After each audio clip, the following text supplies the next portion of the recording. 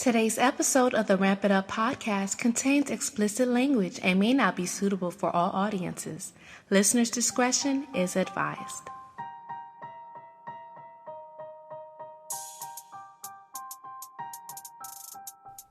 Ladies and gentlemen, you are listening to the Ramp It Up podcast with your host, Ronell Sinuis. Are you ready to ramp it up? Ramp it up, ew! Hey, yo, ramp it up, B. Girl, ramp it up! Ramp it up! The Ramp It Up podcast. Hey, you need to ramp it up.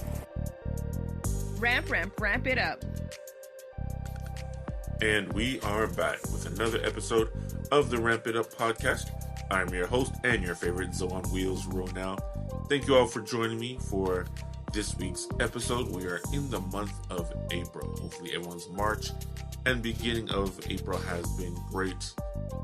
I've been staying healthy, staying out of trouble, doing the best that I can. I hope you are all doing the same as well. No major announcements coming up. Just have to, of course, say thank you to everyone who continues to support the podcast. We appreciate it. Make sure you share with your friends. If you have not done so already, subscribe to the podcast. We're on all the major podcast platforms out there. Apple Podcasts, Google, Amazon Music, Spotify, you name it. We are on there. And if not, we're going to be there soon. Also, we want to know your feedback. What are you guys thinking about the podcast? Give us your opinions. Subscribe, rate us, give us your comments right at the bottom. We'd appreciate it greatly. You can also email us if you have any podcast episodes or if you have a guest that you would love to hear me interview here on the podcast. Or if you just want to say hi, throw a shout out. I'll give shout outs on the podcast if you send them in. Our email address is rampituppodcast@gmail.com. Again, rampituppodcast@gmail.com. Go ahead and send us an email if you guys are just trying to get in touch with the podcast. Also follow us on our social media. We're on Instagram at ramp.it.up.podcast. And of course, on Facebook, just search the Ramp It Up podcast. You'll find us on Facebook as well. And most recently, we started putting videos up on YouTube. So just go to our YouTube channel, the Ramp It Up podcast. You will find us there, working on putting some other items there as well. So keep your eye on our channel. So for today's episode, I have a guest joining us. She goes by the name of Michaela Devins. Michaela Devins is I believe 11 years into her spinal cord injury. She's a C4, C5 quad. She's actually a mental health counselor with her focus for those who have disabilities. She's also she was an interim director for the United Spinal's Tech Access Initiative, and she's an overall cool-ass person. So I had the opportunity to meet her over through the United Spinal, and this conversation, we had the chance to get a little deeper to talk about our injuries and just her life and her aspirations. She's also a great singer. She had musical aspirations prior to her injury, and after a few years of recovery, she found a way to get back to her passion, which is singing. So stay tuned. We shared a lot. Got a little emotional during the podcast, but of course, she shared some great advice for those who've been injured and just the family and friends of people dealing with spinal cord injury. So don't go away. We have a great conversation with Michaela Devins. And on this episode of the Ramp It Up podcast, I am joined by a special guest. She goes by the name of Michaela Devins. Michaela, how are we doing today? Doing great, thanks. Thank you so much for joining me. Now, a little bit about Michaela. We met through the United Spinal, the Tech Access Group, which I've talked about many times here on the podcast, along with many others, amazing people I've met through United Spinal. But you were interim director for a little while. I was, yeah. It was a great experience. So thanks again for joining me. Just a little bit about you for those who are listening. Michaela has been a C4, C5 level quadriplegic for the last 11 years. She's a mental health counselor. She's lived in Upstate New York, Philadelphia, and now Cambridge, Massachusetts. Why she's chosen so many cold areas, I do not know. She lives with her husband, Kyle, and her service dog, Chicory. She attended and graduated her master's degree program at the University of Pennsylvania in Philadelphia in professional mental health counseling in 2019. Since then, she's worked in outpatient mental health in Center City, Philadelphia, and now in the Boston area. She's working towards her licensure and hopes to someday build a private practice that will specifically cater to the mental health needs of disabled people, which is unfortunately overlooked many times. Michaela is also involved in advocacy through United Spinal's Tech Access Group and as a member of the Consumer Advisory Board for Neuralink. In her free time, she loves to read, sing with the Metropolitan Chorale of Brooklyn, and now is that Brookline or Brooklyn? Brookline.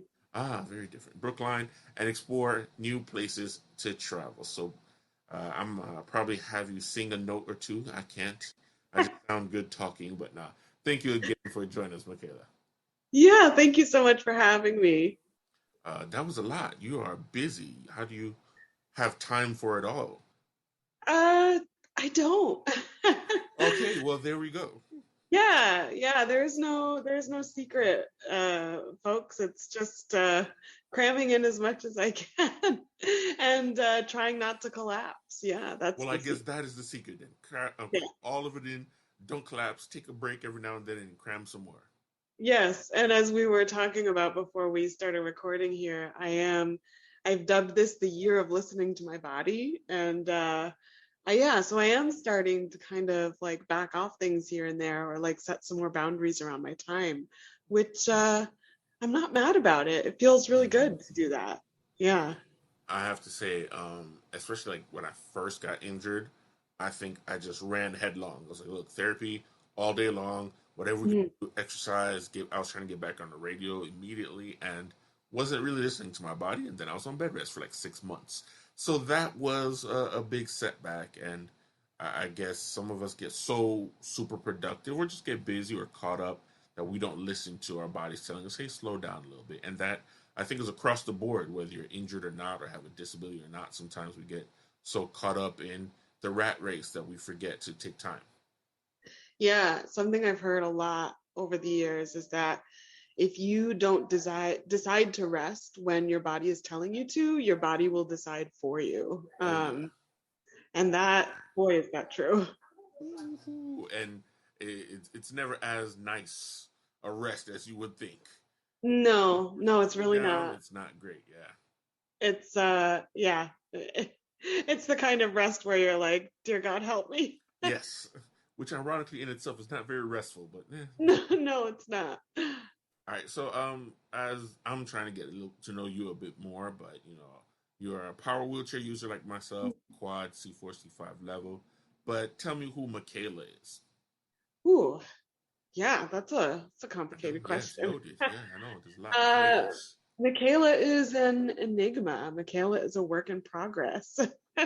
No, so I mean, I grew up in a really small town on the border with Canada and way upstate New York. So um, why I've chosen to live in cold weather climates, I didn't really have a choice. Yeah. The matter of birth.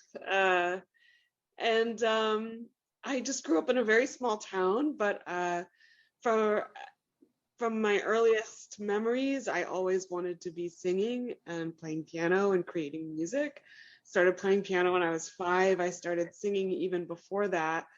Funny story was that every time I went to a piano lesson, I would tell my teacher, I will play for you, but you have to let me sing you a song first. Okay, yeah, cool. Yeah, so I was a real ham, like right out the womb. Uh, and I was involved in music my entire life. In high school, was the lead in multiple musicals, Oh, and dope. I thought that was what I was going to be doing with my life. When I went to undergrad at Ithaca College, another cold place, if anyone's familiar with Ithaca, New York, in the Finger Lakes. Okay. Yeah, I went for vocal performance and music education, double major. Um, I spent a summer in Salzburg, Austria for an opera program after my sophomore year. That's where I was headed. I was going to sing professionally. And you were like headed there, like head first, like just head. Yeah, full steam ahead. That's what I wanted. I was going to go after it. And then the summer after my junior year of college, I had a diving accident and I broke my neck, and everything came to a crashing halt. And honestly, I didn't think I would ever sing again. I was trached. I was on a ventilator. I had surgery, posterior and anterior spine, cervical spine. And when I was finally weaned off the vent and decannulated, my vocal cords were a mess. My left cord, they said, was paralyzed. And I had another a scope a couple of years later, and they said, "Oh no, it's not paralyzed. It's just really weak. It has a paresis instead of a paralysis." But still, what that came out to was that my voice just wasn't the same. And then I was left with like, who am I? That was a big crisis of identity for me, because I was always the singer, the musician. And then without that, I was like, I don't know who I am. You touched on like 2 or 3 different things I want to bring to light before. First of all, I didn't realize we had so much in common. Not the whole music thing. Definitely not musically inclined. I did like 4 or 5 months of piano. I was like, I suck at this. I don't want to continue. So yeah, and then I mean, if anything, I sang in church and all that, but that was more just because of circumstance. But we both had diving accidents. I didn't realize you had a diving accident. Was you at a pool or ocean, lake? It was actually at my boyfriend's parents' house. He's now my husband. In their backyard pool. Oh, okay. Mine was in ocean, so yeah, that sucked. But I was doing radio when I was injured, and everything's voice. I was doing voiceovers, commercials. I'm very loud. Even as you hear me now, I think I'm at about 50 to 60% capacity. And you got a voice. I'm loud. I don't know where it came from. I grew up in a loud family, so I appreciate that. I love loud. We can't whisper to save our lives. It's just no.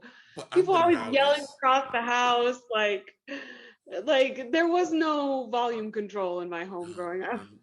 And again, I realized I got my voice from my dad because he orates, and like just in church, did a lot of speaking. So that was it. And when I was injured, I went from "Hey guys" to yes. And I was terrified. I was just like, first of all, every few words you have to take a deep breath. You couldn't breathe. I thankfully didn't have to trach. In fact, the doctor was like, "I don't know why you're not trached." I was like, "Too late. Don't do it now." But my voice capacity, my lung capacity, my diaphragm, all of those things were just really. I don't want to say I understand where you're coming from, because again, no, but there's a resonance there, right? Yes. There's like a shared understanding. I don't know about you, but I just felt broken. I just like had and it was really more than anything else, more than not being able to walk or use my hands. It was my voice. I just didn't know who I was without that. Yeah, and again, just because again, we use our voices to communicate, and not only that, your career, your passion, and everything. So they tell you might have some improvement, or no, you'll never be able to sing again, or do they not say anything? It took me a long time.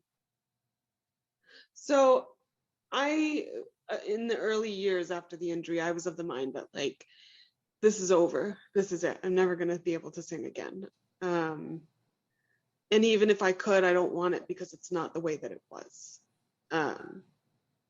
I just felt like better to bury it in the past and leave it behind. Okay. It was too painful.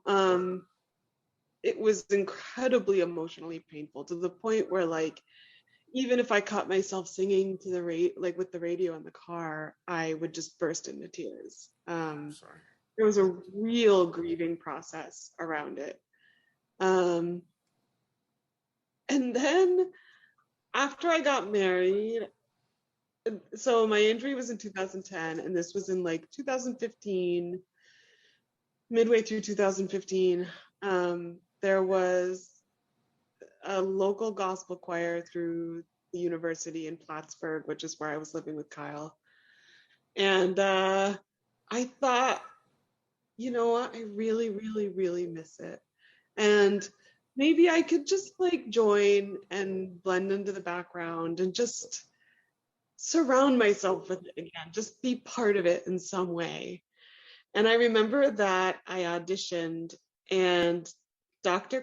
Dexter Chris, who is a chemistry professor there and has been a piano and choir director at churches since the time he was a little boy, who's the director of the gospel choir as well. He's an amazing guy.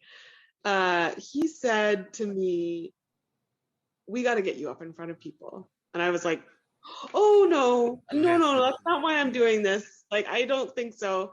And he was like, "Oh, yes, I'm going to get you in front of people." And I was like, that's not what I signed up for. But he did. He really pushed me. And I'm so thankful for it, because he made me sing this solo essentially and got me up in front of people again. And it really reminded me just the joy, the pure joy of singing and being in a choral group. And that was the first time, and it was 5 or 6 years after my injury, that I was like, you know what? It's not the same. It's not, and it never will be the same. Yeah. But it's such a huge part of me. And it brings me so much joy. And how can I not? So I'm really thankful to him for that. Yeah. I don't think you just realized, but you've given a really big piece of advice to any other newly injured folks, or just anyone else dealing with an injury who had a passion prior to their injury and feel like it's gone. And like you said, look, it'll be different. It will forever be different, but that doesn't mean it has to be gone. There are to do whatever passions, or you can enjoy it. Like I was doing jujitsu and martial arts prior to my injury, and Jiu-jitsu's hardcore. and then what sucks about it is, like, in therapy, like one of the PT techs, he was currently doing jujitsu with a therapist, used to do taekwondo, so we're all talking about martial arts. I'm like, dang, I'll never be able to do it. And then probably like 3-4 months in, I met a para who does para jujitsu. So it, and for him, he was like, I've been doing it all my life, and then I got hurt. And for him, it was like, yeah, it's not the same, but I found some passion. So even if you're relegated to a coaching or something, like you don't have to give up your passions completely. You can enjoy them to some degree. It may not be for everyone, but I'm just glad that you were able to share that with the listeners. Yeah, absolutely.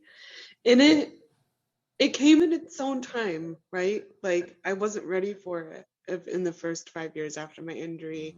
I needed that time to grieve. I needed that time to process what had happened and to really just start to build my life up again in different ways. And when it came, I was ready for it, and it brought me a lot of joy. And yeah, I got out of touch with it a little bit when I was in Philadelphia, because I was in grad school. Things were very busy. But since moving to the Boston area, I found this group, the Metropolitan Chorale of Brookline. And yeah, it's been really fun to be singing with them again. We actually got to sing with the Boston Pops in December for their Christmas concerts. So that was pretty amazing.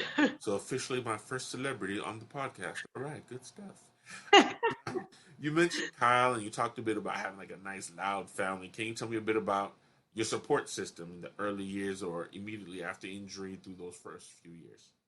Yeah, well, Kyle and I are high school sweethearts. I was 15 and he was 16 when we started dating.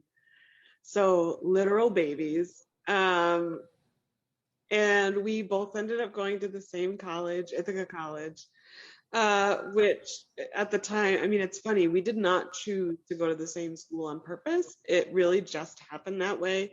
People used to roll their eyes at me like, oh, sure, yeah.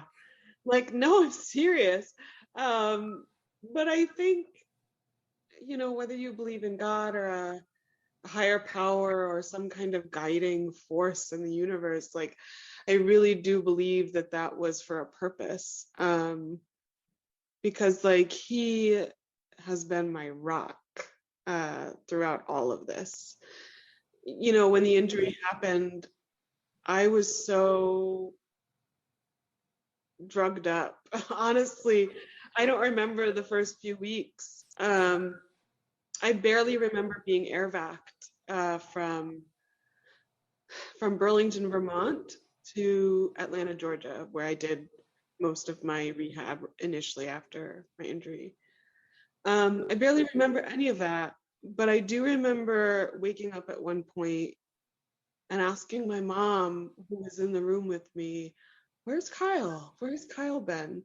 And she was like, "You don't know? You don't remember?" I was like, "No. Where's he been?" She said, "Honey, he came to see you every single day you were in the hospital." And I remember I just cried. cried. And I was like, has he seen this? And she was like, yes, he knows exactly what has happened. And I thought, I was really insecure for a long time, thinking he doesn't know what he's getting into. He deserves to be with someone non-disabled, someone that can do all the things that we were doing together before this happened. But every single time I voiced these doubts, he never doubted. He was like, "I love you. I want to be with you. You're still the same person." And even now, we've been married for over 7 years, and I'm like, "Did you really never doubt? Not for 1 minute?" And he's like, "No, I really never did." So I don't know. I joke all the time that he's like from Mars or something, from some other planet, because he really is just such a steady, calming presence in my life, and always has been, even before the injury. And I just got insanely lucky. So if you can find a Kyle, get yourself a Kyle. Ladies, y'all heard it from here first. Go find you a Kyle. If you don't already have a Kyle, if you have, hold on to him. Yes. Kyle. But that was another thing too, is like, I think part of what fed into that for me was this like immediate, what I can now label as an ableist assumption, that everyone around me had, was that he would leave. Like, ooh, he's gonna split, and so that really got under my skin, and I felt like, yeah, maybe they're all right. Like, what is he doing with me? And I'm gonna be honest, just from, first of all, my personal experience and just some of the folks that I know from therapy, it's usually happened the other way around. It's usually, hey, you had someone that was there during, and they stick it out for a little bit, and then it fizzles, or it comes to a horrible crash for some reason, or some of the folks who are lucky enough to find someone post injury. But yeah, a lot of people are strong enough to support you through that. So again, shout out to my boy Kyle. I don't know you yet, but we're here. I see you. Yeah. So yeah, I don't know. I've been able to sort of grow into some confidence when it comes to our relationship, and the things that I bring to the table and the things that I contribute. But that took a long time for me to sort of unlearn a lot of my own internalized ableism around our relationship. And to his credit, he had a lot of patience with me, constantly. "Are you sure? I wouldn't blame you if you did leave." Like, I just was constantly needing that validation and that reassurance, and especially in the beginning. Yeah, and now I'm able to say, like, "Oh, he's lucky to have me." I'm starting to want me a Kyle, yo. This sounds amazing. Yeah, so it's like, I've been able to grow into that confidence, and I think a lot because of his patience. But yeah, I mean, he's been a huge support for me. And then my family, of course. My mom is a registered nurse and a very stubborn advocate. Uh, she speaks her mind. You always know where you stand with Angie Bushy.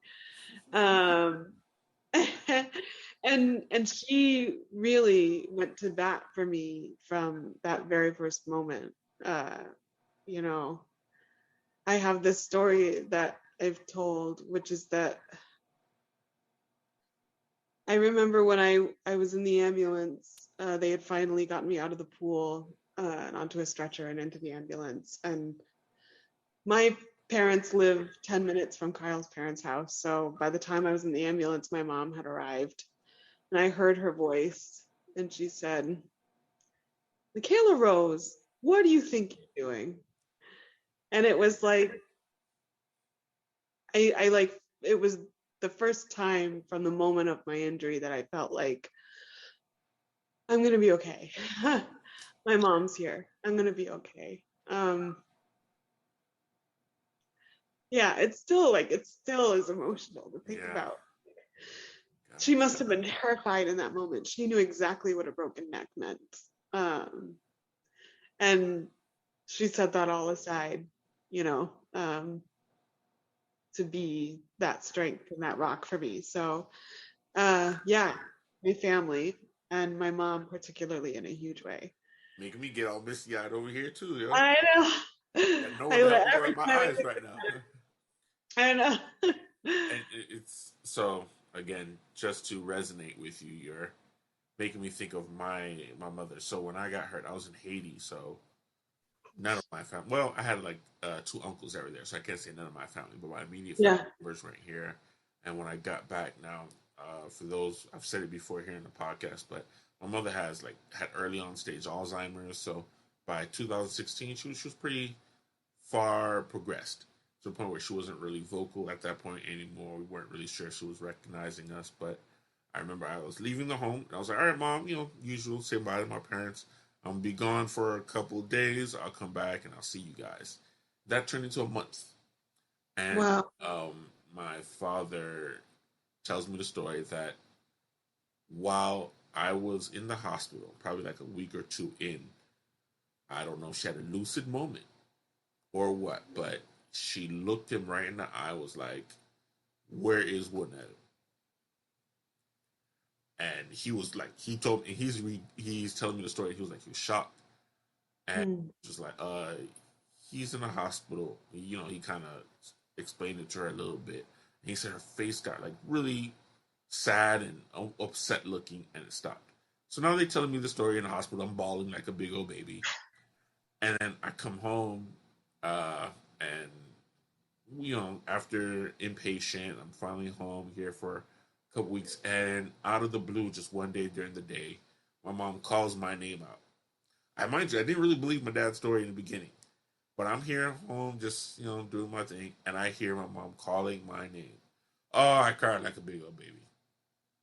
I cried, and I was like, "Dang it, moms, y'all know where to hit us," and Yeah. I don't want to say I felt like everything was gonna be okay, but I was missing her during everything, or just there. But the fact that she called out to me, I was like, all right. Well, there goes mom. She may not be able to get up and participate and help as she would want, but just the fact that she called out made the difference. So Yeah.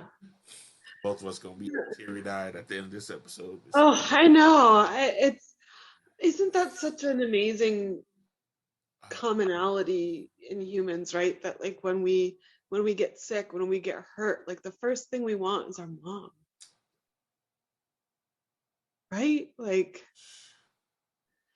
yeah, even now, how old am I? I'm almost 32. I like if I get a cold, I'm like, oh, my mom. Oh, good. And it's like I have amazing sisters. They do their thing. I'm thanking God every day for my sisters, but ain't nothing like mom. It's just not the same. The soup, the cooking, it's different. And for those out there who have their mothers, who can treasure their mothers, or even lost their mothers, shout out to all of them. We're thankful for everything you guys do. Yeah. Love you, moms. We have to switch gears before this gets a whole crying session. Oh, I know. All right, so well, let's say I do want to find out. So, how do you go from having your musical aspirations to being injured to then pursuing a career in mental health? Yeah. So I feel like it's the career that I was always meant to be in, and I just didn't know it. Uh, I've struggled with my mental health for as long as I can remember. When I was a kid, I didn't have a name for it, but I can look back now and name it as, oh, that was, girl, you were anxious. Okay. You had an anxiety disorder. That was depression. Like I can look back at that and be like, yeah, that's what that was. And I just didn't know. But I've always struggled with anxiety and depression. I remember when I was in undergrad, my junior year, and this was the year before my injury happened.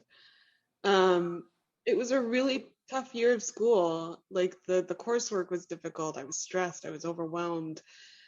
And I was eating less. I was sleeping more. I was tearful all the time.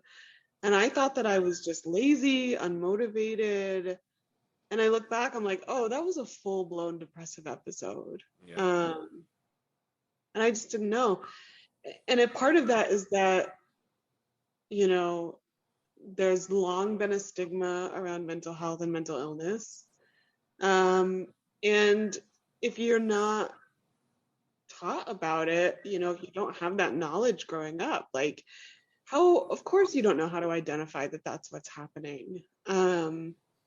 So this is something that's always been with me, and therapy never even came into the equation because, like I think for so many that was like, oh, that's for crazy people. You don't need that. Like, just you know, I grew up in a really religious household, so it was like just pray, just trust God. Jesus will fix it. Yes, yeah, exactly. You know, in the meantime, I'm in pain. I'm emotional pain. I'm struggling. I'm wondering, like, is my faith not enough? Am I, you know, I just didn't know. I didn't know how to handle it. And I remember that one of my classmates took me to the student counseling center on campus. I was like adamant that I didn't need to go. And she was like, I am not leaving you until we go together. And I was like, okay, I guess, you know, if that's what it takes. And I went and it was really helpful, but I still felt ashamed. And I didn't go back, even though I really should have. Yeah. And then my injury happened, and everything that was there before was just exacerbated. The depression, the anxiety, of course, you know, a spinal cord injury is a real trauma. Being in the hospital for months on end can be traumatic. And then there's grief on top of all of that, right? You're grieving the loss of so much. I was grieving the loss of my identity, really, you know, everything that I felt like made me who I am was gone. And so I was just drowning in grief. I was depressed. I remember those months at home, initially after the injury. I just watched hours of TV. Gosh. So much TV. I couldn't sleep. I'd be up till 3 a.m. watching TV just so that I didn't have to think. Yeah. You know, it was awful, and I didn't know what to do. Again, therapy never even entered into it. I saw a therapist when I was in the hospital in Atlanta for the first couple of months after my injury. He was terrible. Wow.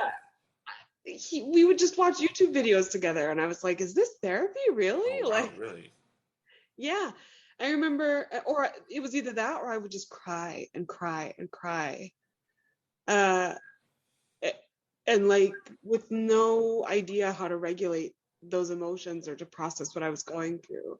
And he didn't facilitate any of that. He just kind of let me cry, which, as I'm a therapist now, like there is a place for emotional expression in sessions, but you don't want to let your client get so emotional that they can't come back down and feel grounded at the end of the session. And there was none of that. Like there was no guiding me or helping me figure out how to facilitate that. It was terrible. I was like, forget this. I don't need therapy if this is what it is. So, I just struggled. I struggled for years. And then Kyle and I got married in 2015, January 2015, and we moved in together. And I was having panic attacks. It was my first time after the injury not living with my mom, who was my primary means of caregiving and support. And I was terrified of everything. And I remember Kyle said, and at the time I was really angry at him. I was like, how dare you suggest that? But he was like, do you think maybe you'd want to see a therapist? And I was like, The nerve. How dare you, right? I was like, the gall of this man. And I was like, do you think I'm crazy? And he was like, no, but you're clearly struggling. And I was like, well, yes, but also be quiet. That was the best comment I've ever heard. So, but then, after my initial anger at him, I was thinking about it and I was like, I'm never going to tell you this, but I think you're right. No, I can admit when I'm wrong. And I was like, yeah, no, I think it's worth a try. That's what it felt like. It was like, it's worth a try. If it's as useless as it was, the first time around, forget it. But like, I'll give it a go.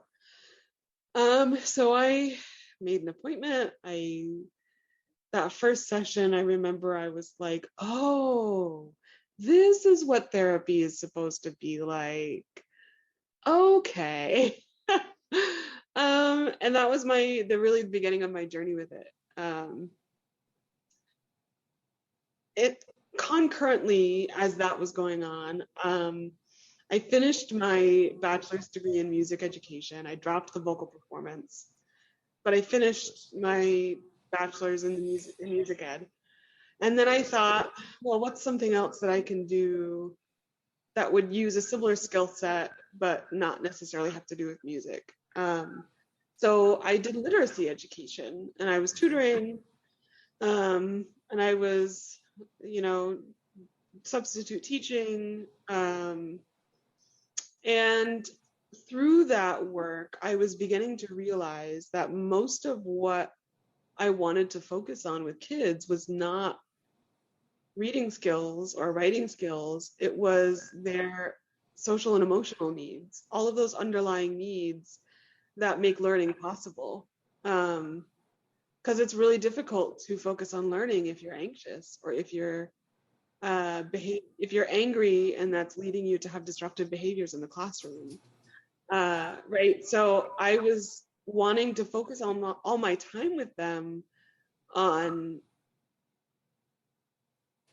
mental health, essentially. And so as I was going on my own mental health journey, and as I was realizing that in my work, it was like it all came together for me, and I was like, I think I want to be a therapist, which was like a revelation, honestly. And that's how it got into my head. It was like it all just kind of came together at this intersection between my own personal life and what I was doing professionally. And it was like, yeah, this is it. This is what I want to do.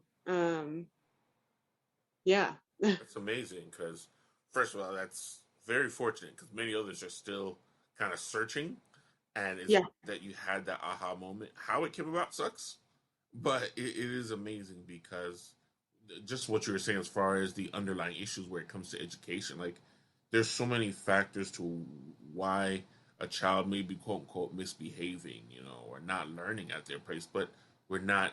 And still, like just like you said, there's so many stigmas around mental health and having therapy. Like again, I'm a black. I come from an immigrant background. Like you said, Mm-hmm. I come from a very conservative Christian background.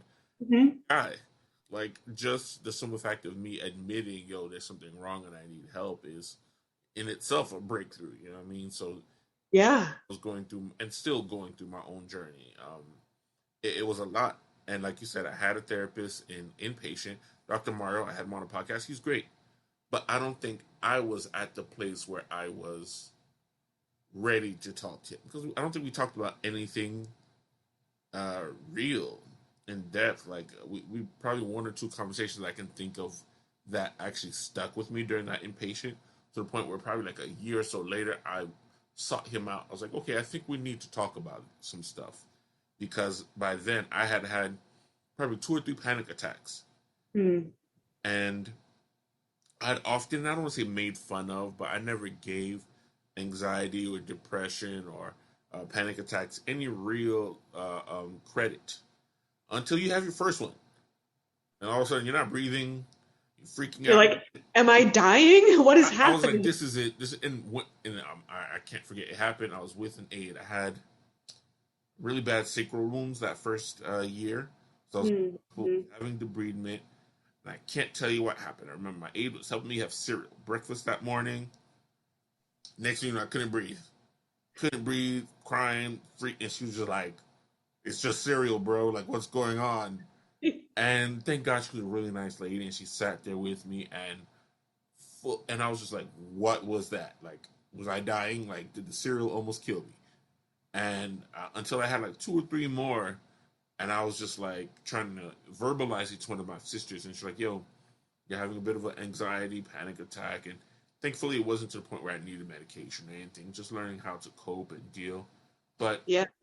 I think that was kind of what spurred me down the path I'm currently on, where I'm Mm. keeping in mind the mental health, like we were saying in the very beginning, taking time, pull back, rest our minds, rest our bodies, because it's a lot. We, Yes. of us Yeah. don't sleep. Insomnia is a big thing post injury. And what are you doing up till 2, 3 o'clock in the morning? Thinking about anything and everything and all the. Those wheels are just spinning and spinning and spinning.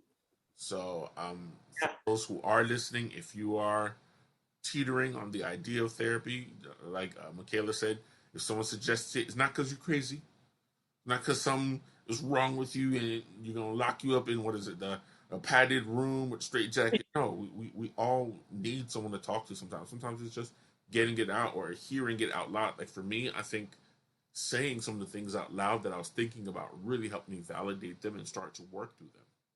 There's so much power in speaking your fears or getting them out of your head in some way. I think journaling is incredibly powerful for folks that are willing to engage in that.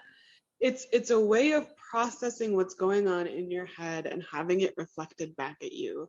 And that's what therapy does. You get it out of your head, and a good therapist is able to reflect back at you what you're putting out. And it's a way for you to see it in a different way, from a different perspective, to process it, to gain a better understanding of what's going on. There's a release in that. There's a catharsis. And simple act of talking about it can be so incredibly helpful. Those panic attacks, when they happen, they come out of nowhere, but it's not the cereal, right? It's everything Yep. else that's been happening that leads up to it, right?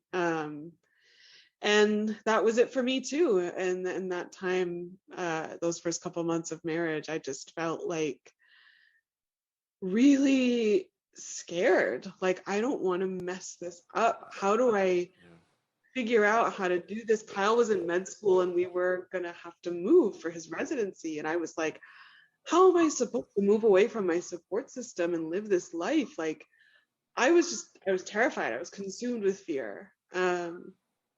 Yeah. And going to a therapist and like speaking it out loud allowed me to confront those fears and figure out, okay, what am I going to do about it? So now I think we've established that therapy is necessary. Most of us all need some level of therapy, but I was reading the bio and you specified for people with disabilities. Why so much more so post injury or for those dealing with a trauma like we've had to deal with? I think when it comes to disability, there are so many more barriers that we face, right? There's so many obstacles in the way of engaging in the things that we know are good for mental health.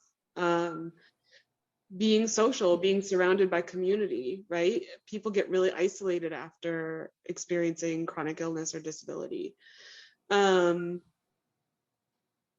able to access exercise or the outdoors, right?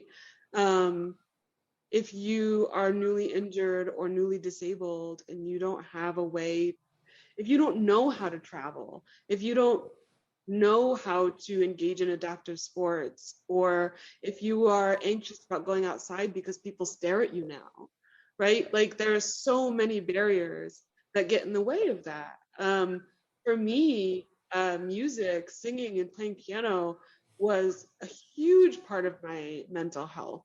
All of a sudden, I didn't have access to that in the same way, and I didn't know what to do. So I think, especially for disabled folks, especially with what I just said, and then also the blatant ableism that we face, the attitude, the perceptions about what our life is supposed to look and sound like. It's either pity or inspiration, and there is no in between. We don't get the opportunity to just be full, complicated human beings. And I really felt that initially after the injury. Everyone was either like, you're so strong, you're so inspiring, or, oh, you poor thing. Oh, gosh. It was one or the other. It wasn't like, this is still Michaela, The people, I think, in my innermost circle recognized that, and I was able to feel myself with them, with Kyle, with some of my closest friends. But just in general, I couldn't move through the world in the same way that I did before, and it was hard. So yeah, I think that there's a lot more barriers. I think there's more needs, especially up front. And when you marry that all with the stigma of mental health that's still out there, it can just be really, really easy to suffer alone. And it's hard. And I think in the best case scenario, people just keep moving forward and figure out just how to take it day by day. And in the worst case scenario, people take their own lives, or they become addicted to substances, or they find maladaptive coping mechanisms. And I don't want that for anyone. So I think we are a particularly vulnerable population, and one obviously that's very near and dear to my heart. So I really want to speak specifically to those needs. And also, being in the profession, I will be the first one to recognize that disability, justice, ableism, these things are not covered in training programs in the way that they should be. And so there are a lot of clinicians out there that don't get it, that are ableist, whether or not they consciously mean to be. And hopefully, the best clinicians are always continuing to learn and to be better and to grow as professionals. But it is hard to find a therapist that you can really connect with. I'm really thankful to have a therapist right now that I think she's the best therapist I've ever had. I feel like she really I just connect with her, and I feel like she gets it as much as a non-disabled person can. And she really listens to me and takes my experiences at face value, and validates that for me. But it's hard. It's hard to find a good therapist, I think, especially when you are marginalized, and especially when you have different intersecting identities, right? Like you add race and disability and gender, right? Like the more you add in, I think the more difficult it is to find someone that is going to be competent enough to be able to do good work with you in a way that's not going to end up being more traumatizing or injurious, if that makes sense. Of course, and in fact, I was going to go there, but you added a few other factors because it's one thing being having your lived experience as a person with a spinal cord injury. You can relate in a certain way to another patient. Like even I felt like I just got a free session out of you. I'm just going to put that out there. But just the fact that we have some intersectionality as far as our experiences and we have some parallels. But imagine someone who doesn't have, but who's coming from an immigrant background and speaking to someone that knows nothing about the immigrant experience, or who's a young minority woman speaking to an older white guy who just doesn't have the capacity to experience. And that doesn't mean professionally they're not great at what they're doing, but sometimes having that relatability makes a difference and it allows the patient to open up a bit more because there are some nonverbals that we can relate to because we know. Like I can start a sentence and you can just be like, yeah, I already got you. I already know where you're going from.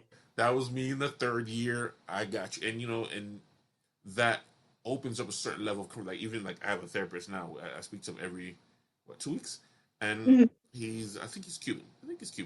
But even though he may not be Haitian or African American, that we have some of that same immigrant background where it's like, oh yeah, I already know how your parents thought about that, and that just allows a certain level of comfort where certain topics because I don't have to first explain it, try to relate it, and then get a solution for the situation.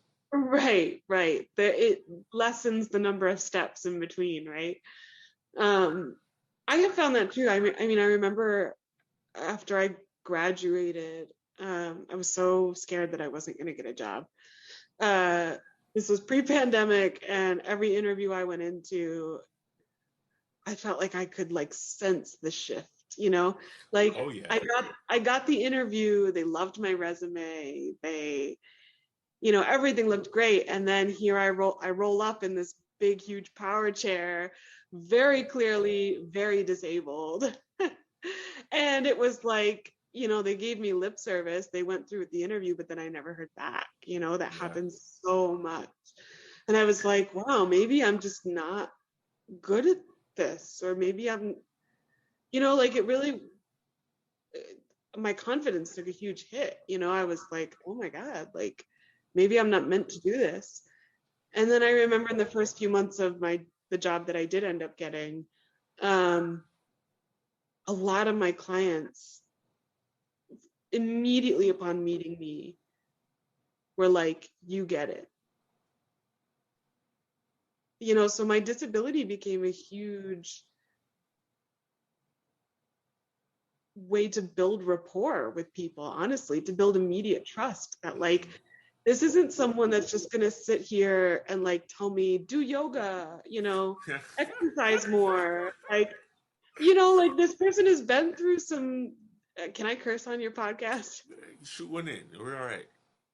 Like this person has been through some shit, and like they are, maybe we haven't been through the same traumas, but like they have at least a basic understanding of what it's like to go through something really, really difficult.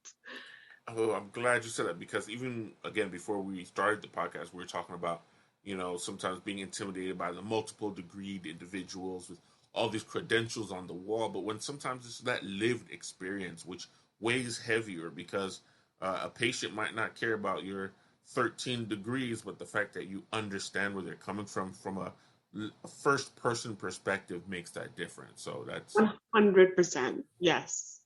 So now I get in trouble from Brooke and Aaron if I don't ask more about how you got involved with United Spinal, what brought you towards the association, of course, the Tech Access Group.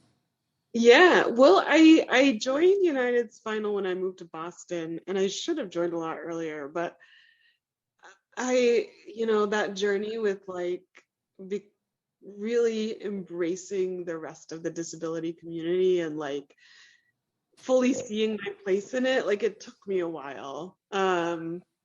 But when I moved to Boston, it was the height of the pandemic, June 2020, and I was isolated. I was lonely. I had to leave my job in Philly. So I was unemployed. I was like, it was a lot. So I joined the local chapter, the Greater Boston chapter of United Spinal.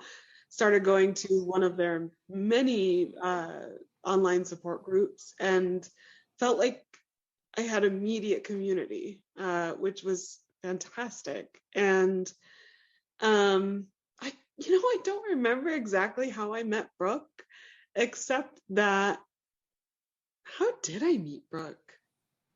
I feel like I've always known her, but that's not the case. But she asked me if I was interested in being part of the Tech Access group. And I was like, yes, this sounds amazing. So it all kind of happened. Oh, I met Brooke through Neuralink. That's how it happened. Okay, and I was going to ask about Neuralink as well. Like, what exactly? Yes. Yeah, so I had been to a couple support groups in the Philadelphia chapter, but they were in person. It was hard to get to, especially when I was in grad school. So like in the time I was there, I only went a handful of times. But I made a connection there with another quad, and I guess Neuralink was reaching out like to different communities and trying to find folks who would be a good fit for their consumer advisory board. And she suggested that they reach out to me, which I will forever be thankful that she brought me up in that. So I, interviewed with them and was asked to be part of the board. And that's how I met Brooke. And then she invited me to be part of Tech Access. And so, yeah, that all happened in 2020, which, was a horrible time. The pandemic, that first year was just awful. But like those were some really great things that came out of it. That I don't know that I would have had time for it, honestly, if I weren't like unemployed and in a place that I wasn't familiar with. And so, I don't like the phrase everything happens for a reason, because sometimes bad things just happen. They just happen. And there is no reason. It's just that the world is chaos. But I do think that sometimes things align in a really wonderful way. And that was one of those things, like getting involved with Neuralink and then meeting Brooke and then getting involved with Tech Access. And it was a new space for me. One that I wasn't familiar with, but one that I took to immediately, because I also like to talk. I also, we both came from loud families. I was, a singer and an actress, so I'm like always like, look at me. Oh, nonstop. I love it. Put up my keep going. Yeah, I like to hear myself talk. But also, I mean, like we do have perspectives that need to be heard, and like Brooke building that program and giving us that space to talk about what's needed for disabled folks, for it specifically in the mobility disability community, like in tech. It's so exciting. So that's how I got involved with all of that, and it's been great. I love it. It's dope because, like you said, there's no question if the history books decide to record 2020 through 2022, it'll just say it sucked. No question. But through my support group, because we used to, of course, be in person and at the gym. So literally, I was used to seeing these people on a weekly basis to then being secluded at home was rough. I'm very extroverted. I love being around people in large groups. So now it's just me and my aide, just together, and just tired of seeing her face all day long. So it was very difficult. So then, of course, the initial Zoom boom that happened, and then our support group joined one the South or became the South Florida chapter rather, and I was like, oh, all these other wheelchair people from all over the country. All right, and like you said, just how Brooke brought us all together through the Tech Access group, and just meeting people like Ian, McKay, and Reuter, and Yeah. Paul, Amadeus Lane, and Abby, and AJ, and now yourself and Aaron, Michelle. For me, it's an amazing, very eclectic group of people. I'm enjoying having so many of you guys on the podcast. I'm learning so much about you guys, first of all, on a personal level.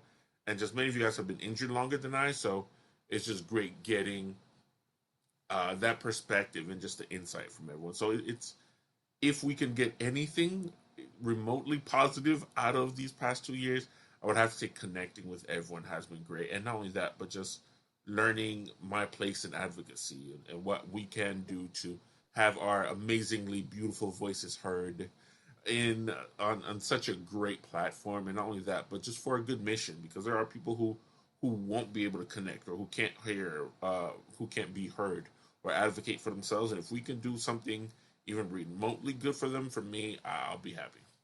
Yeah, absolutely. I think it sounds like we're on the same page in that, like, if the advocacy can help other members of our community in any way, like, it's so worth it. I just hope that, in these spaces that we are now getting to voice some of our stories and our perspectives, I think people are ready to listen, and I hope they're really taking what we have to say to heart. Because it's that curb cut effect, right? It's that thing that, like, that phenomena that if you make something accessible, it ends up benefiting everyone. Which is like such a simple concept and just so beautiful, honestly, that, like, the more inclusive you make something, just the better a product or the better a program or whatever it is, like, it's going to be better for it. Yep. And I think that's a message, hopefully, that everyone is willing to get on board with. And even for those who aren't on board, if they're just looking to make more money, hey, it's a great way to get more money. Okay. We have spending power, right? Yeah, like, I think they said 30% was the last thing I heard. Like, yo, you want this cash, you better make me be able to get in the building or use the product. So yes, yeah, exactly. Gaming is like a huge example of that. I think, like, there's so many disabled gamers out there just, like, wanting ways to be involved, and, like, Xbox, the adaptive controller isn't perfect, but, like, I think it's a perfect example of, like, just how ready our community was for that, and then, like, really tapping into that. I haven't had a chance to test those out because I have more function on my right side than my left. My left arm's all Same. So I'm like, dang, I want to try some of these. I don't really want to quad stick it, but if I can find like a combination quad stick, half joystick, I'll get it. I'm tired of just these single turn RPG games on my phone. That's what I mostly play too. Yeah. I'm a beast at online poker now and spades. I spend so many hours on it, but wait, whatever, Yeah. More than I could when I didn't have the arm function, so I'm very grateful. Man, when the pandemic first hit, I was all about Animal Crossing.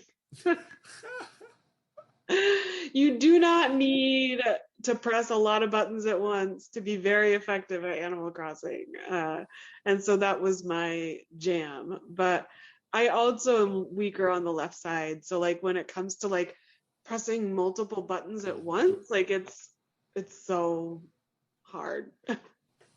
I hear you on that. So I mean, I've kept you here for a long time, but before you go, you've given at least many more than, but at least 3 great pieces of advice. You said get you a Kyle, which is the first and strongest one, but definitely take care of your mental health by resting, taking time away, pulling away, and of course addressing it if you need therapy. But any other words for new wheelchair users or family and friends of those who've initially been hurt, or just everyone listening? I mean, just that, like, yeah, seeing a therapist does not mean you're crazy. The first therapist you try might not be the right fit, even the second or third therapist, right? Like, therapists are people, and it sometimes is not a good fit. So don't take that as a sign that therapy doesn't work or that it's not right for you. Like, keep looking, keep trying. It is worth it, I promise. And just find any way to tap into the joy in your life. I mean, take your time, because like I said before, I needed that time to grieve, but tapping back into singing again has just brought me such immense joy. And it's not, I'm not going to be a professional, you know, like it's not like it was, but I'm just loving it so much. And that's a huge piece of my mental health now as well. And you never know who you're inspiring as well just by doing your thing. So I think it's amazing you found that. For everyone listening, hopefully you take it to heart. We said it before, it may not be exactly where you were, but you can enjoy it. You can still enjoy your passions. There's still so much fullness and joy left in life.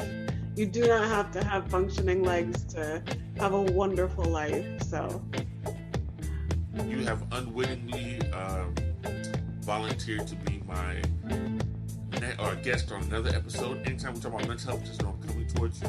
It's done.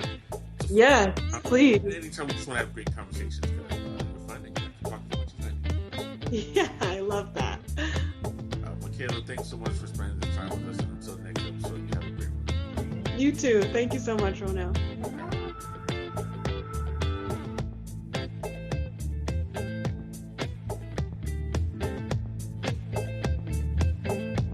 Thanks for tuning in to the show. Connect with the podcast on social media. Check out our Instagram page at ramp.it.up.podcast or email us at rampituppodcast@gmail.com. Until next time.